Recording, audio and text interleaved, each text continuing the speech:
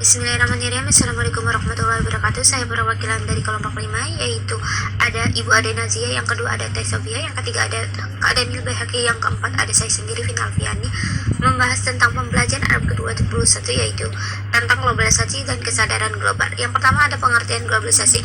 Menurut Kamus Bahasa Inggris Wellcome Dictionary of Contemporary English, mengartikan global dengan contexting the world art, sesuatu hal yang berkaitan dengan dunia internasional atau seluruh alam jagat raya.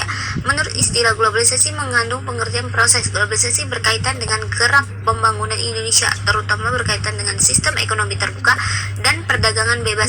Tanda-tanda globalisasi yang pertama adanya persaingan yang semakin tajam, padatnya informasi, kuatnya komunikasi, dan keterbukaan. Ada aspek-aspek globalisasi. Salah satu aspek kehidupan yang mendapat terpaan global yang paling kuat adalah aspek ekonomi. Menurut Dollar David 2007, menjelang tahun 1990 sampai 1990-an, dunia tergencang saat negara-negara berkembang Cina dan India yang sebelumnya menutup diri dari dunia justru membuka pintu ekonomi ke luar dunia. Ditunjukkan dengan aktivitas ekspor, globalisasi ekonomi ini terus meluas dan meningkatnya drastis.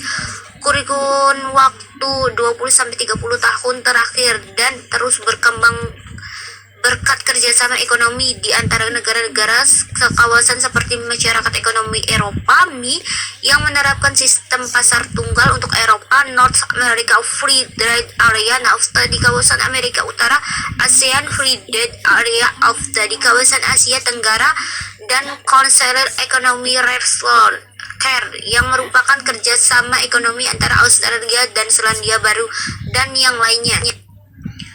Lanjut ya, yaitu ada Hamijo Yomibar 1990-an menjelaskan ciri-ciri yang berkaitan dengan globalisasi ini seperti berikut, yaitu yang pertama ada globalisasi perlu didukung dengan kecepatan informasi, kecanggihan teknologi, transformasi, dan komunikasi yang diperkuat oleh tantangan organisasi dan manajemen yang tangguh.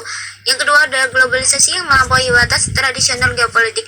Batas tersebut saat ini harus tunduk pada kekuatan teknologi, ekonomi, sosial, politik, dan sekaligus mempertemukan tantangan sebelumnya yang sulit dipertemukan. 3. Ada saling ketergantungan antara negara. 4. Pendidikan merupakan bagian dari globalisasi.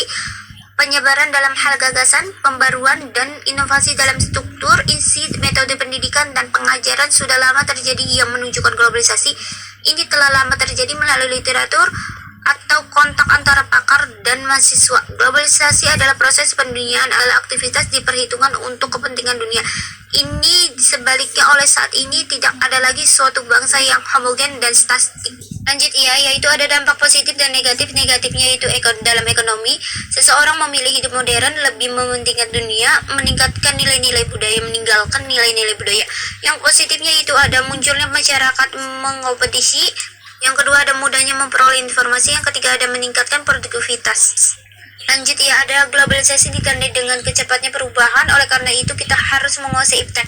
Dalam hal ini Tiller mengisyaratkan konsep inovasi sebagai kesadaran global yang dituntun, yaitu satu daerah globalisasi kita berada pada suatu masyarakat yang terbuka dan penuh kompetisi.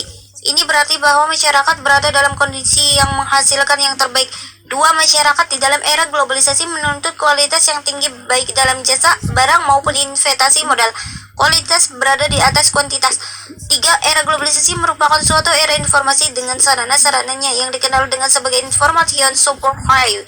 Oleh sebab itu, memanfaatkan informasi superhighway merupakan suatu kebutuhan masyarakat modern dan dengan demikian perlu dikuasai masyarakat. 4. Era globalisasi merupakan era komunikasi yang sangat cepat dan canggih. Oleh sebab itu, penguasaan terhadap sarana-sarana komunikasi seperti bahasa merupakan syarat mutlak. 5. Era globalisasi ditandai dengan maraknya kehidupan bisnis. Oleh sebab itu, kemampuan bisnis manajer merupakan tuntunan masyarakat yang masa depannya. Yang keenam ada era globalisasi merupakan era teknologi, dan oleh sebab itu anggota-anggotanya harus melek digital. Hal tersebut di atas merupakan karakteristik masyarakat kita di masa depan. Kalau karakteristik tersebut tidak kita miliki dan tidak mempersiapkannya, maka globalisasi akan berubah menjadi hantu yang menakutkan. Untuk itu, maka kita harus meningkatkan kualitas bangsa kita sehingga dapat melakukan berbagai perubahan dan inovasi. Ini menjadi tanggung jawab pendidikan. Pendidikan harus dengan cepat mengantisipasi gelombang globalisasi ini. Lanjut ya, ada bagian B yaitu kesadaran global guru abad 21. Globalisasi ini sudah terjadi pada saat perintisan kemerdekaan bangsa Indonesia, di mana kita dapat melihat bagaimana pengaruh bom di Hiroshima dan Nagasaki pengaruh terhadap kemerdekaan Indonesia. Dikumandangkannya Sumpah Pemuda pada tanggal 28 Oktober 1928 sangat mempengaruhi dunia untuk melirik Indonesia. Kita bukan saja sebagai warga negara Indonesia, akan tetapi warga negara dunia. Sebagai warga dunia, kita tidak mau harus mempersiapkan diri dengan cara membekali diri melalui pendidikan. Pendidikan merupakan salah satu modal terjun era ke globalisasi. Kesadaran global merupakan salah satu yang akan membekali kita dalam memasuki era globalisasi. Guru harus mampu menangkap tren kecenderungan globalisasi yang demikian hebat. Kesadaran globalisasi membuat kita menjadi guru yang berupaya mempersiapkan diri sebagai guru global. Hotspace Garcia 1977 mengatakan bahwa pendidikan global yang berupaya mempersiapkan diri sebagai guru global Hotspace mengatasi adanya ketergantungan global dan keragaman budaya yang mencakup hubungan, kejadian, dan kekuatan yang tidak dapat diisikan ke dalam batasan-batasan negara dan budaya. Selanjutnya ada Hotspace 1997 menjelaskan bahwa pendidikan global memiliki 3 tujuan, yaitu 1. Pendidikan global memberikan pengalaman yang mengurangi rasa kedaerahan dan kesukaan. Tujuan ini dapat dicapai melalui mengajarkan bahasa yang menggunakan metode keragaman budaya. Yang kedua, ada pendidikan global memberikan pengalaman yang mempersiapkan siswa untuk mendekati diri dengan keragaman global. Kegunaan dari tujuan ini adalah untuk mendiskusikan tentang perbedaan budaya dan keutamaan etika, agama, dan budaya bangsa. Yang ketiga, ada pendidikan global mempersiapkan masa depan siswa dengan memberikan keterampilan analisis dan evaluasi yang luas. Ya, ada bagian C yaitu tentang keterampilan global abad 21. Guru harus memiliki keterampilan yang mencakup 1. Keterampilan berpikir kritis. Keterampilan ini merupakan keterampilan fundamental pada pembelajaran di abad ke-21. Keterampilan berpikir kritis mencakup kemampuan mengakses, menganalisis, mensintesis informasi yang dapat dibelajarkan, dilatihkan, dan dikuasai.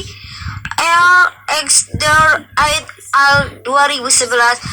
Yang kedua, ada kemampuan menyelesaikan masalah. Keterampilan menyelesaikan masalah mencakup keterampilan lain seperti identitas dan kemampuan untuk mencari, memilih, mengevaluasi, mengorganisir, mempertimbangkan berbagai alternatif, dan menafsirkan informasi. 3. Ada komunikasi dan kolaborasi. Kemampuan komunikasi yang baik merupakan keterampilan yang sangat berharga di dunia kerja dan kehidupan sehari-hari. Yang keempat, ada kreativitas dan inovasi. Pencapaian kesuksesan profesional dan personal memerlukan keterampilan berinovasi dan semangat berkreasi. Yang kelima, ada literasi media informasi, komunikasi, dan teknologi. Literasi informasi yang mencakup kemampuan mengakses, mengevaluasi, dan menggunakan informasi yang sangat penting dikuasai pada saat ini. Sekian dari saya, terima kasih. Wassalamualaikum warahmatullahi wabarakatuh.